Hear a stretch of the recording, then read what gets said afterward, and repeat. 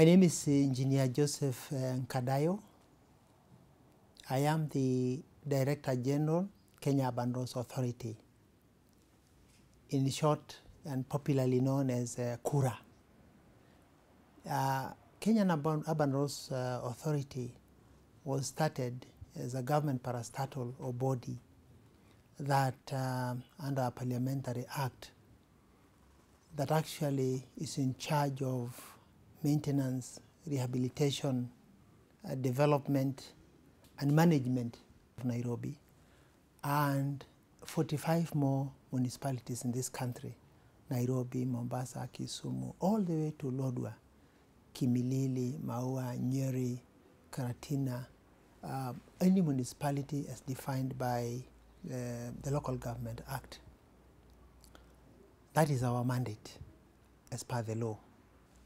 Share the road.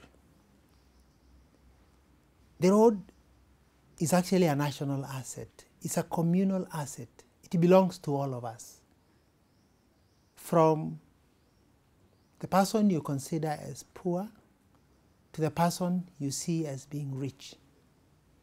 And it's almost a meeting point for everybody to access their places of work, where they earn their livelihood, where they transport their goods, where they go and take their services.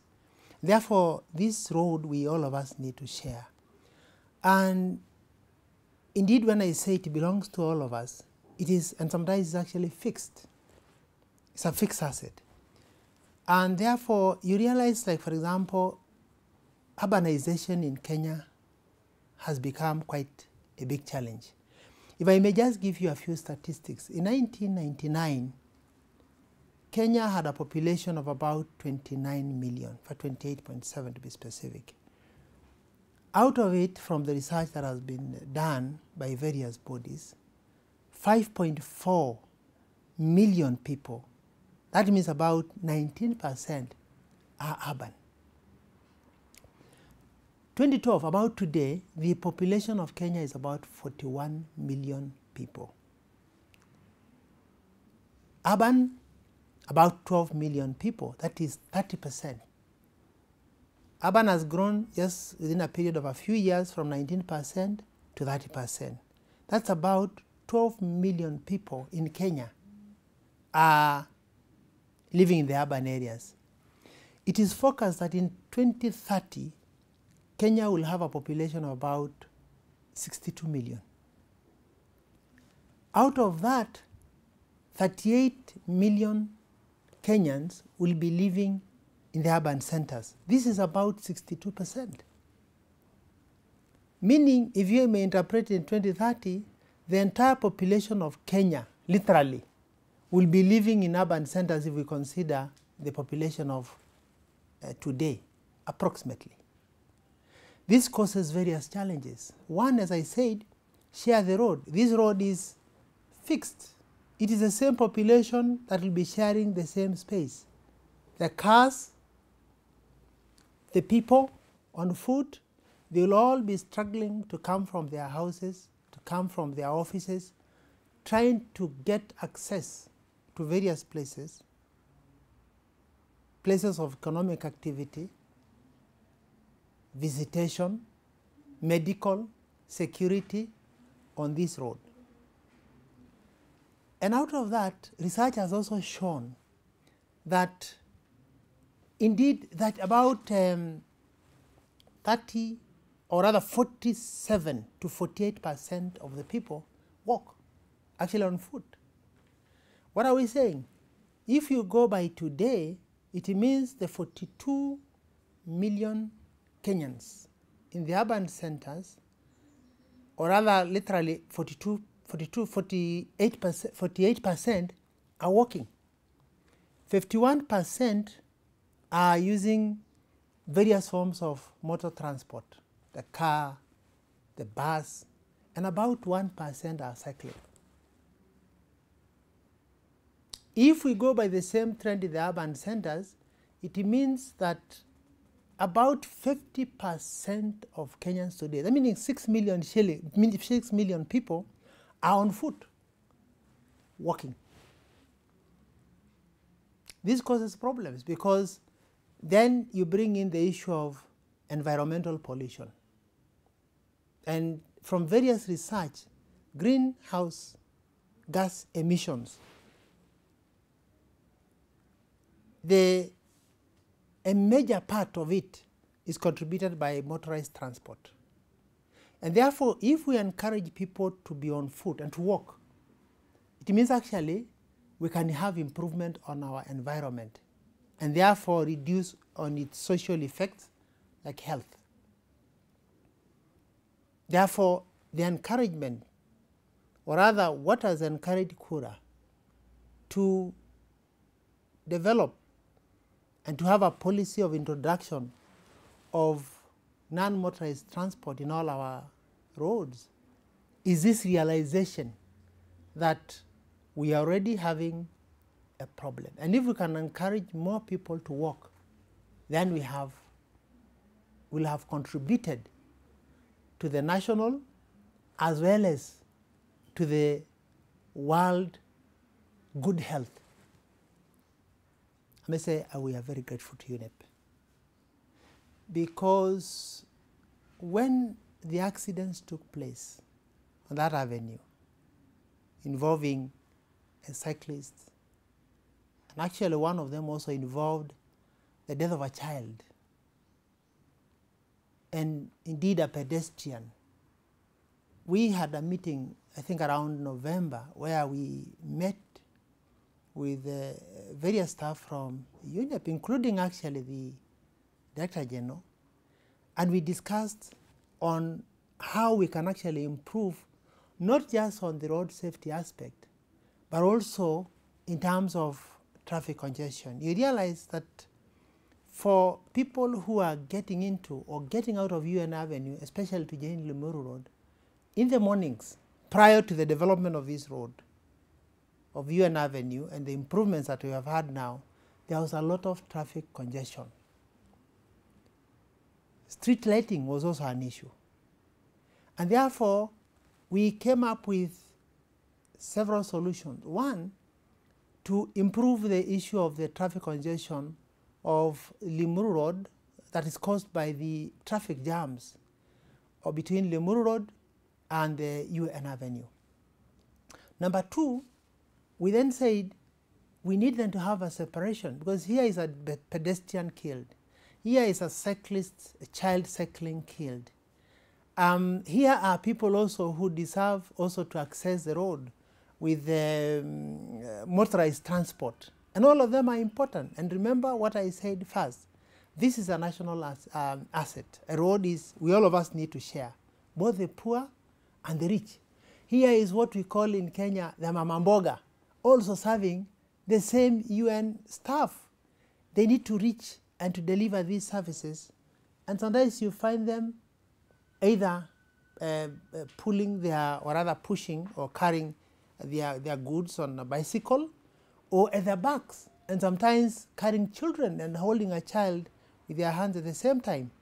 And therefore we decided in order to improve the services, all these issues and problems along UN Avenue, we then decided to have separation of these road users. The cyclists to have their own cycle path, the pedestrians to walk, to be able to have a place separately to walk, and indeed, of course, the motorists who are obviously on the road. And therefore, that is what led us to have this cooperation with the United Nations.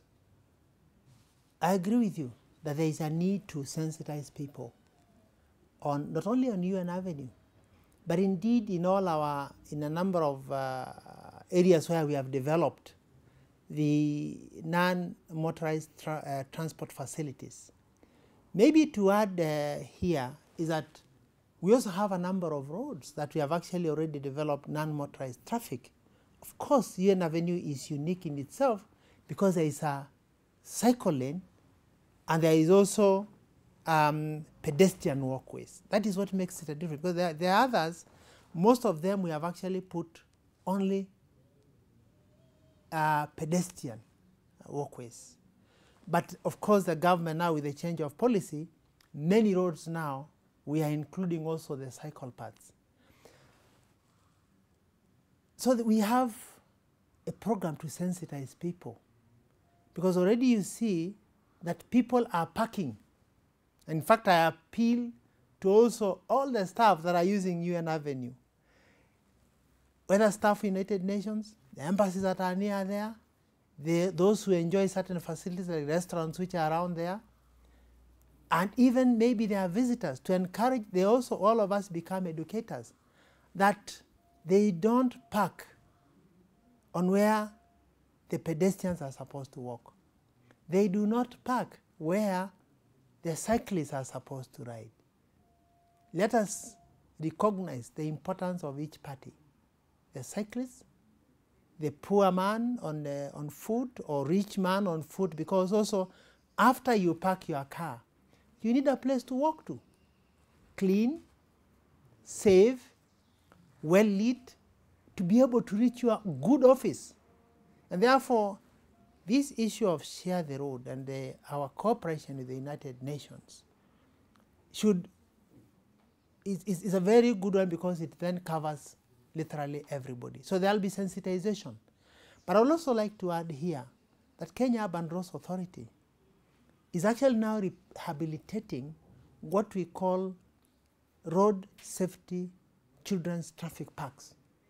Like we have one near the university, where we have developed almost like road, actually there are roads, there are even traffic lights, where we are now sensitizing school children, and we are working very closely with the traffic police, where every week we have children who are visiting these traffic parks, so that at an early age, the children learn to respect road signs. They learn to respect road signage. They learn to respect those people who also share the road. They learn to respect the cyclist. In fact, we also provide the bicycles, so that they cycle, and we teach them on road traffic safety rules. We also now have 5 children's traffic parks in this Kenya, whereby we are sensitizing the children, so that as they grow, as they drive with their parents to their places of work, they are then, if you as a parent, and we encourage them, they realize that you are crossing, or rather you are breaking a traffic rule, they tell you, Daddy or Mommy, no, that is wrong. And therefore we are creating educators right to the homestead, right to the family level. And that is what Kenya Urban Roads Authority is doing, because we believe that in training a child, you're actually training a nation. Literally, for us, it is a vision and a mission come live and true, that it is possible. That it is possible that what we see in other parts of the world can also be enjoyed by Kenyans, can also be replicated. Any technology, any good thing that anybody can enjoy anywhere in the world can also be enjoyed by whom I still refer to as a Mama Mboga, who is in Kenya, as a Mama Mboga anywhere else in the world, that they can walk safely, because as you realize, United Nations Avenue. Also, we have also made, like for example, the bumps, or where the pedestrians are crossing. They're unique in itself, that they're actually coming. You can actually, the car will not feel the damage, yet it will feel controlled in terms of speed. Pedestrians are crossing, the traffic signs are good. We are also introducing and putting, the lighting is very good. And therefore, it is not just a safe place, it's not just a good place to walk, but also a safe place, because the traffic lights are there. And therefore, for us as KURA, it is a good road. It's a good cooperation that we have been able to have with UNEP. And therefore, for us, I would still say it's great, it's possible, and we will replicate it wherever we shall have the space. It is now a vision, and what I would call really a mission and a dream and a plan come true. are you planning to have the same model in other urban areas in the country? For Sure. example, a place like Outer Ring Road, you know? Yeah. Sure. As we are talking now, we have actually undertaking various designs. For example, the cooperation between ourselves and JICA, Japanese International Cooperation Agency, what we call the Western Ring Roads, like the one from Oloitoktok Road, all the way coming out at Rafter Road in Westlands, and also the one that comes from near Air Center that joins Ngong Road and through Keleleshwa, and then comes out as James Kishuru Road, of course, so they can join the road to Eldoret. Already the construction is ongoing, about a 2 billion shillings project under the grant of Japanese JICA, where you shall also have facilities for 9 motorized transport. You shall have the pedestrian walkways, you shall have also the cycling paths, and indeed also under European Union we have almost 15 missing links that we will be developing together, where we shall also have non-motorized transport of about 10 kilometers. That includes, for example, like Jogo Road. And we have also done like Agwinskothek Road. It's actually going on. We have also done, even at the front of our office, as among the projects that we took during the time of the UN Avenue, we are now undertaking, or actually we have completed the pedestrian footpaths. What we don't have is the good cycling paths of the United Nations Avenue. So as a policy now, we also hope that when we start the construction of the dualing of the Ngong Road, we shall also have the pedestrian footpaths. Last week, we just launched the dualing of a portion of the Langata Road from the KWS gate all the way to Bomas of Kenya, where we shall have also cycling facilities. We shall also have pedestrian facilities for that length of road. And therefore, as you see, and indeed also the government through our sister authority, Kenya National Highway Authority, the Thika Road, if you go there now, you realize also that pedestrian or non-motorized facilities all the way from Nairobi to Thika are also being taken care of.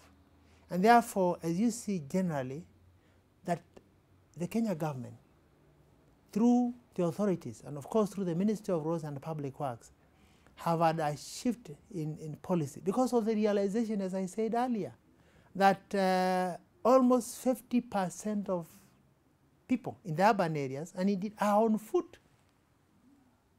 And therefore it's very important that you take care of them. And now you realize even the ones who are actually having their cars, when they park their cars, wherever they park, they need to walk. So the reality is it could even maybe be 60%, 70%, maybe during the day. Because when people have parked their cars, they are busy moving from one place to another, walking a distance of about 1-2 kilometers. They don't drive their cars. And therefore, it is due to this recognition that we are now making a part and parcel of road construction and road development, that we actually encourage the development of non-motorized transport. As I said earlier, there is to increase. One is the issue of urban transport, rapidly increasing in Kenya. The number of cars, the number of buses, the number of people, increasing daily. People are shifting to come to the urban centers. This poses a problem of sharing the same space. If you had 3 people walking on a footpath, now you have 10. Tomorrow you'll have 20. You have 3 cars on the road today or yesterday. Sorry, I'm saying you just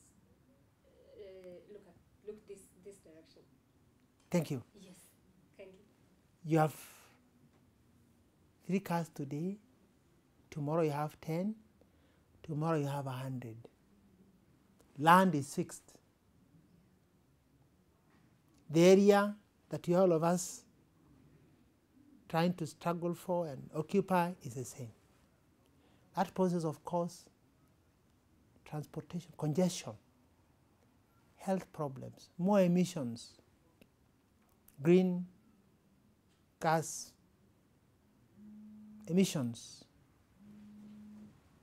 Therefore, the future, and it's very challenging, and that's why you see the government is now encouraging the use of more capacity vehicles. It's actually to create more space and more comfort and maybe reduce congestion. But I think this is the right time, and government is also considering to introducing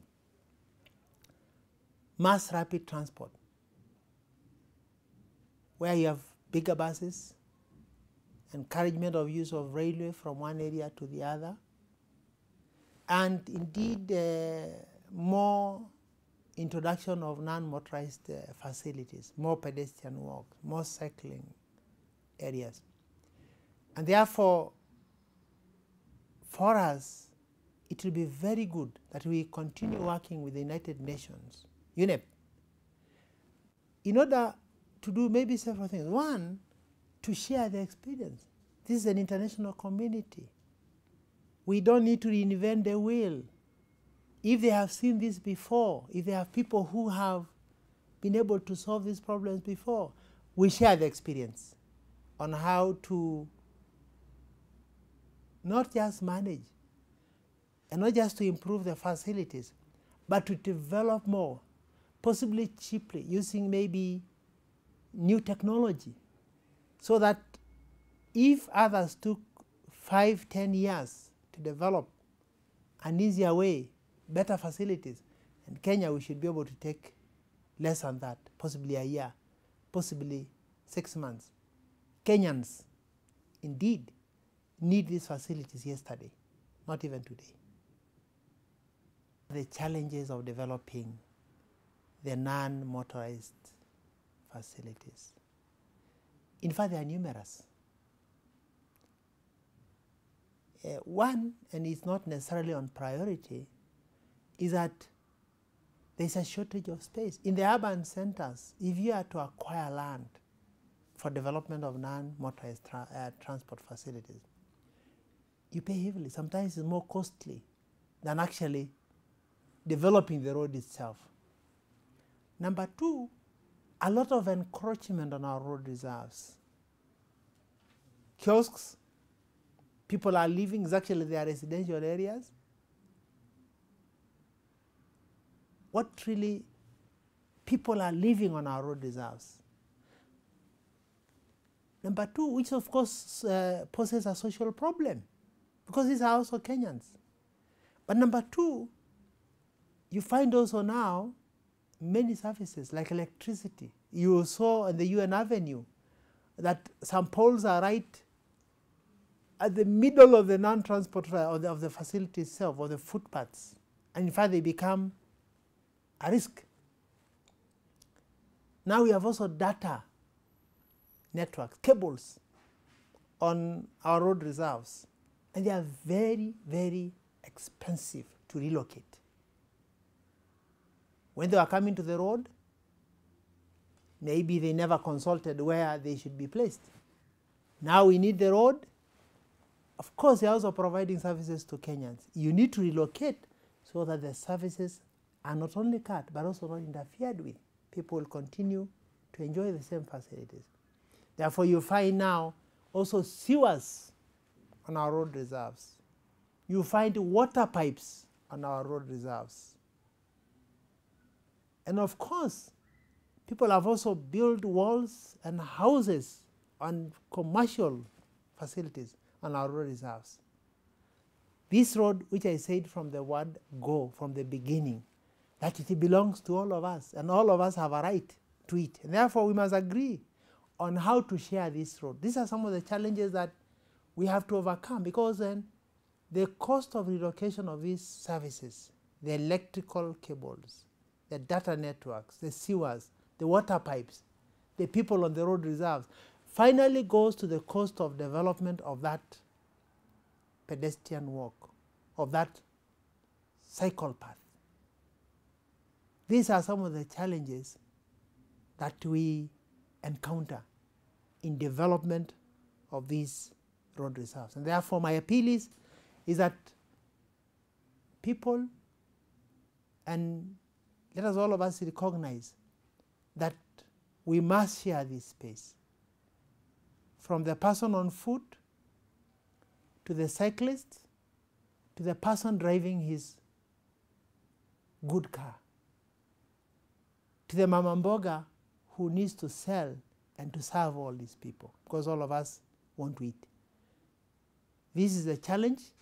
It's a challenge that will continue to be there, but this should be an encouragement even, rather than a discouragement, to develop these non-motorized transport facilities.